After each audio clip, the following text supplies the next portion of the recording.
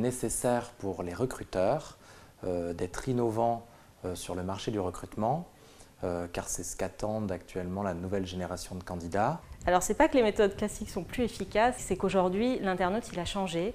Aujourd'hui il y a les réseaux sociaux, donc il passe de plus en plus de temps sur les réseaux sociaux. Donc il faut aller à sa rencontre, il faut aller sur son terrain de promenade pour lui donner la communication et communiquer d'une autre manière avec lui.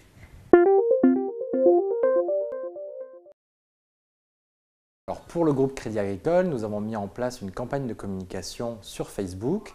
Il s'agissait d'une web-série. Alors ce qui est innovant, c'est le traité, c'est-à-dire que nous avons fait appel à de la fiction, des épisodes burlesques et non pas un discours de collaborateurs corporate. Alors, la pêche était bonne? Bof, avec le froid qui fait dehors, j'ai pas croisé grand monde. Mais tu as distribué combien de CV? 7. 7? Non mais attends, mais c'est pas du tout suffisant ma pauvre amie. C'est pas comme ça que tu vas trouver du travail. Je t'ai dit que pour 100 CV distribués, tu peux espérer un poste intéressant. Ah non mais là il fait trop froid. Et le tractage avec des moufles, c'est pas évident.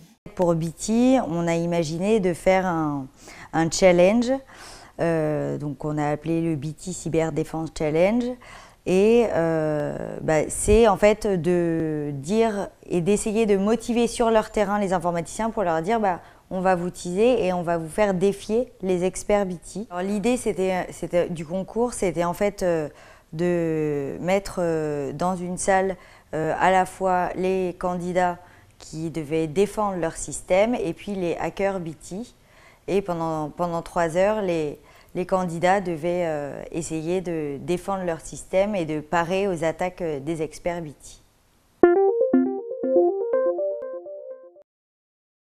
Moi, je pense qu'il y aura toujours autant et même encore plus de canaux de diffusion, mais justement, la nouvelle génération de recruteurs saura vraiment se les approprier et les utiliser au mieux pour recruter toujours les meilleurs talents.